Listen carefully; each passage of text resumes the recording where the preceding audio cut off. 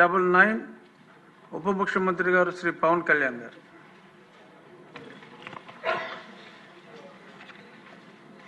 నమస్కారం అధ్యక్ష. గౌరవ సభ్యులు శ్రీ తెల్లమాధవ్ గారు అడిగిన దానికి మొదటి ప్రశ్నకి ప్లాస్టిక్ జీవరాశుల్లో ప్లాస్టిక్ కాలుష్యం యొక్క దుష్ప్రభావాలను అనుభవిస్తున్నాం. ఇది ప్రధాన ప్రజా ఆరోగ్య సమస్యగా మారింది.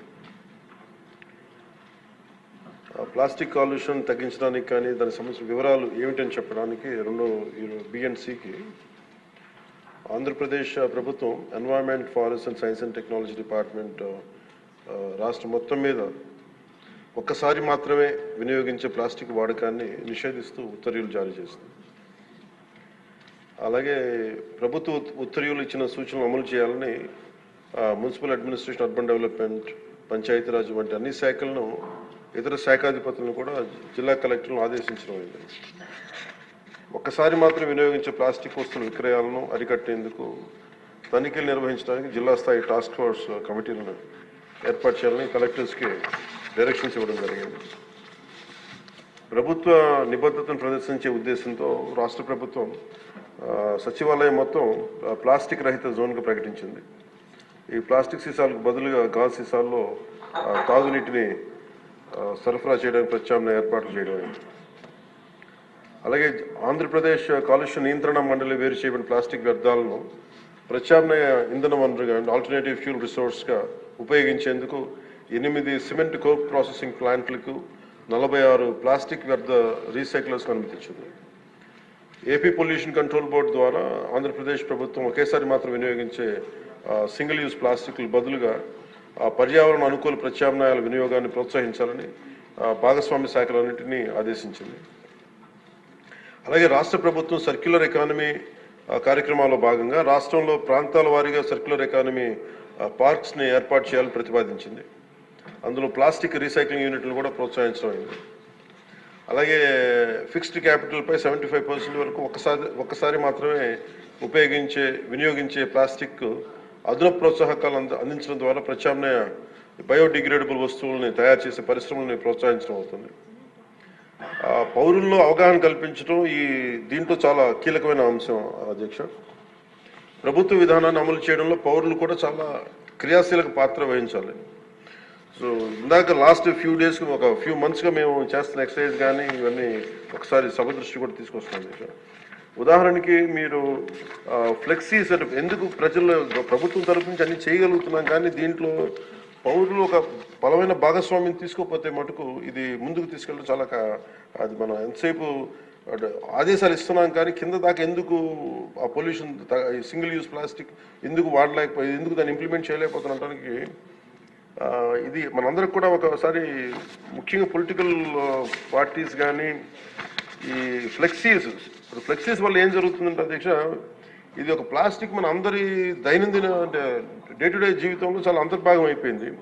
కూరగాయల్లో వాటి దగ్గర నుంచి నీళ్ళ బాటిల్స్ కావచ్చు, ఇయర్ బడ్స్ కావచ్చు, ప్లాస్టిక్ ప్లేట్స్, ప్లాస్టిక్ గ్లాసెస్ ఇవన్నీ సౌకర్యం కలిగిస్తున్నాయి. కానీ ఈ టెంపరీ సౌలభ్యం ఇది పర్యావరణాన్ని కలుషితం చేసుకుంటా చివరికి ఇది ఏ స్థాయికి వెళ్ళిపోయిందంటే ఇది ఒక్క ప్లాస్టిక్ భూమిలో మనం ఇమ్మటానికి కనీసం 300 years పడుతుంది అధ్యక్ష. మనం వాడుతున్న ప్రతి ప్లాస్టిక్ అది ఈరోజు ఏమవుతుందంటే మనం పాలు తాగుతున్న పశువుల కడుపులోకి వెళ్ళిపోతుందో, లేదంటే మనం తినే ఆహారంలో భాగం అవుతుంది. అలాగే ఇప్పుడు ప్లాస్టిక్ విషయం తల్లి గర్భంలో కూడా పశువుల కడుపులోకి పుట్టే పసికందుల రక్తంలోకి చేరిపోయింది. ఆంధ్రప్రదేశ్లోనే చాలా సందర్భాలు ఆవుల కడుపులో సుమారు 60 నుంచి 70 కిలోల ప్లాస్టిక్ తొలగించిన సంఘటనలు నమోదయ్యాయి. ఇలాంటివన్నీ అందుకని మాకు లైఫ్ స్పాన్ ఈ ముఖ్యంగా స్టైరోఫోమ్ అయితే 500 years కానీ పట్టదు, అది పడుతుంది దాన్ని అవడానికి భూమిలో కలవడానికి. Plastic bag, plastic straw, plastic bottles minimum plastic bag 10 to 20 years, plastic straw అయితే 200 years, ప్లాస్టిక్ బాటిల్ అయితే ఏకంగా 450 పైచిలకు సంవత్సరాలు. సో ప్లాస్టిక్ పూర్తిగా భూమిలో కలిసిపోవట్ల. అది మోస్ట్ డేంజరస్ ఏంటంటే చిన్న చిన్న ముక్కలుగా విడిపోయి మైక్రో ప్లాస్టిక్, నానో ప్లాస్టిక్స్ రూపంలో నేల, నీరు, గాల్లో ఇప్పటికీ ఉండిపోతున్నాయి. ఇటీవల అధ్యయనాల్లో కూడా ముఖ్యంగా తల్లిపాలలో కూడా మైక్రో ప్లాస్టిక్ ఉన్నాయని తెలియజేస్తా ఉన్నది. సో వీటన్నిటికీ సంబంధించి మేము ఒక నెక్స్ట్ 2-3 monthsలో చాలా ఒక డీటెయిల్ అనాలిసిస్ డీటెయిల్ ప్లాన్తో వస్తున్నాం అధ్యక్ష, ఒక యాక్షన్ ప్లాన్ తోటి. అది మీకు తెలియజేస్తాం. ఇప్పుడు ఉదాహరణకి పంచాయతీ ద్వారా మేము ఏం చేస్తామంటే స్వచ్ఛందం అనే కార్యక్రమం పెట్టాం. ఈ ఏవైతే ప్లాస్టిక్ వ్యర్థాల నుంచి నిత్యావసర వస్తువులు పొందుతూ ఉన్నారు, ఇది ఒక అవగాహన పెంచుతున్నాం.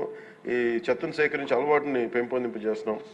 ఉదాహరణకి ప్లాస్టిక్ ఫ్రీ తిరుమలలో కాన్సెప్ట్ ద్వారా, అంటే ఒక టెంపుల్ మనం తిరుమలకి వెళ్తే ఈరోజు మనం వెళ్ళి చూస్తే భక్తులు ఎవరు బాటిల్స్ కవర్స్ తీసుకెళ్ళకుండా ప్రత్యామ్నాయం గాజు సీసాలు పేపర్ క్లాత్స్ బ్యాగ్స్ వాడుతున్నారు.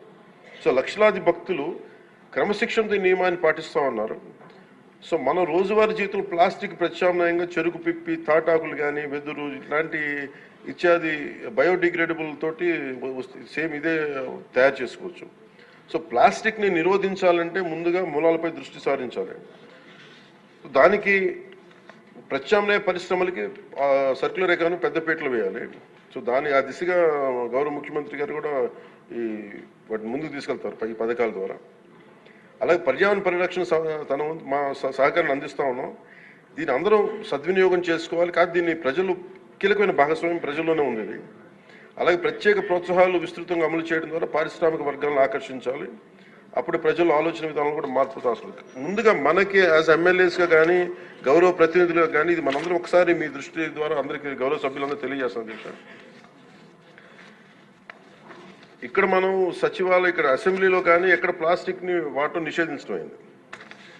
ముఖ్యంగా ఈ మేజర్ ప్రాబ్లం ఎక్కడ వస్తుంటే ఫ్లెక్సీల ద్వారా వస్తుంది. ఫ్లెక్సీలు ఎలా ఉన్నాయంటే ఒక చిన్నపాటి ఫంక్షన్ వస్తే ప్లస్ ఫ్లెక్సీలు, ఇంకోటి పండగ అంటే ఇది ముఖ్యంగా పొలిటికల్ ఫంక్షన్స్ ఆర్ సినిమా. దీనివల్ల ఏమైపోతుంటే అవి ముక్కలుగా విడిపోయి పశువులు తినేస్తూ ఉన్నాయి, లేదంటే వాటర్లో జలాల్లోకి వెళ్ళిపోతున్నాయి. ఇది ఒక పెద్ద ఇష్యూ అయిపోయింది. అందుకని మీ ద్వారా గౌరవ శాసనసభ్యులకు కూడా ముందు గౌరవ ప్రజాప్రతినిధులు కనుక నిజంగా కొంత పాటించగలిగితే, అంటే ఫ్లెక్సీలు కూడా బయోడిగ్రేడబుల్, ఒకసారి ఫ్లెక్సీల్ని గత ప్రభుత్వం కూడా బ్యాన్ చేయడానికి ప్రయత్నం చేసింది. అది ఒక ఎంప్లాయ్మెంట్ ఇష్యూ అవుతుంది. చాలామంది దాని మీద ఆధారపడిన వ్యక్తులు ఉన్నారు. అందుకని బయోడిగ్రేడబుల్ ఫ్లెక్సీస్ని ఎలా తయారు చేయాలని కూడా ఒక అఫీషియల్స్ కూర్చొని దాని మీద ఒక చర్చ జరుగుతుంది. దాని మీద ఒక పాలసీ రూపొందించబోతున్నాం. అలాగే లోకల్ బాడీస్లో గ్రామ పంచాయతీల్లో ఇప్పుడు ఉదాహరణకి గ్రామాలు క్లీన్గా ఉంటే నిర్మల్ గ్రామ పురస్కారం ఎలా ఉంటుందో అలాగే ఈ ప్లాస్టిక్ రహిత గ్రామాలకి ప్రత్యేక ఇన్సెంటివ్ ఎలా చేయాలని కూడా ఆలోచిస్తున్నాం అధ్యక్ష. ముఖ్యంగా స్వచ్ఛరథం ఇందాక మీకు తెలియజేశాను. ఇప్పుడు ఇన్ఫార్మల్ వ్యవస్థగా ఉన్నదాన్ని దీన్ని ఫార్మలైజ్ ఎలా చేయాలి, ఈ రద్దీ కలెక్టర్స్ దగ్గర నుంచి ఈ ర్యాక్ పికింగ్ చేసే వాళ్ళ దగ్గర నుంచి దాన్ని ఒక ఎకనామిక్ ఎంప్లాయ్మెంట్కి ఎలా చేయాలని కూడా రాష్ట్ర ప్రభుత్వం ఆలోచిస్తుంది అధ్యక్ష. అలాగే PR&RDలో దాదాపు 1.3 lakh ఉద్యోగులు ఉన్నారు. అలాగే సర్పంచ్లు కావచ్చు, ఎంపీటీసీలు కావచ్చు, లోకల్ బాడీ స్ట్రెంత్ 1.22 lakh జనం ఉన్నారు అధ్యక్ష. సో వీళ్ళందరినీ కలుపుకొని we want create one motivation program, ఒక అవగాహన సదస్సులు ముందు ప్రజాప్రతినిధులు అందరికీ ఇచ్చి దాన్ని అది ప్రజల్లోకి తీసుకెళ్లాలని చాలా చిత్తశుద్ధితో ఉన్నాం, త్రికరణ శుద్ధిగా ఉన్నాం.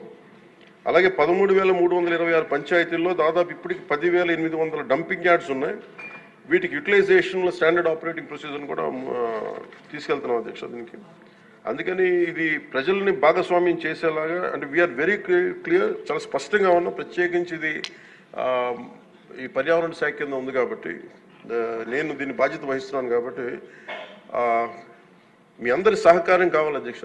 దీన్ని ఇంకొక మీ దగ్గర నుంచి కోరేది కూడా ఏంటంటే, on record I would like to say, ఇంకొక నెక్స్ట్ అసెంబ్లీ సెషన్లో పర్యావరణం మీద లేదంటే కాలుష్యం మీద మీరు ఒక ప్రత్యేకమైన చర్చ జరగాలి దీని మీద. ఎందుకంటే ఇది అవగాహన మీరు చూస్తే చాలా కీలకం. ఇది మనం డబ్బులు చూస్తున్నాం, అభివృద్ధి చూస్తున్నాం, కానీ తద్వారా వచ్చే కాలుష్యం ఏంటో మనం చూడట్లేదు. నిజంగా తల్లి మనం తాగే పాలలో కూడా అంత కాలుష్యం పెరిగిపోయింది, తిండిలో కాలుష్యం పెరిగిపోయింది, క్యాన్సర్స్ పెరిగిపోతూ ఉన్నాయి. ఇది గౌరవ సభ్యులు దీన్ని ప్రస్తావించినందుకు దీన్ని మనస్ఫూర్తిగా వారికి నా అభినందనలు, ధన్యవాదాలు తెలియజేసుకుంటున్నాను సార్ అధ్యక్ష మీకు. Thank you.